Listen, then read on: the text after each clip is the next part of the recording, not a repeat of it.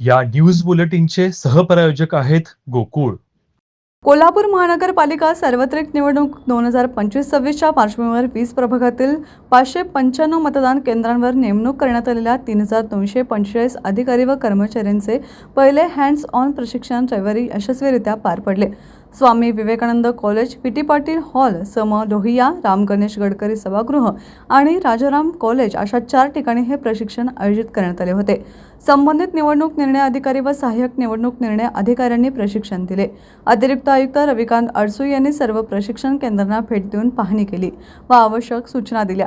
या प्रशिक्षणामध्ये निवडणूक प्रक्रियेतील जबाबदाऱ्या, आदर्श आचारसंहिता, मतदान व मतमोजणी प्रक्रिया, कायदेशीर बाबी, ईव्हीएम मशीनची प्रत्यक्ष हाताळणी तसेच आपत्कालीन परिस्थितीत घ्यावयाच्या उपाययोजनांबाबत सविस्तर मार्गदर्शन करण्यात आले.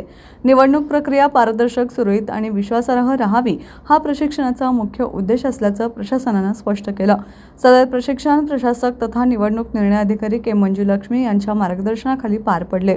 यावेळी आयुक्त, अतिरिक्त आयुक्त, उपआयुक्त, निवडणूक निर्णय अधिकारी व विविध विभागांचे वरिष्ठ अधिकारी उपस्थित होते.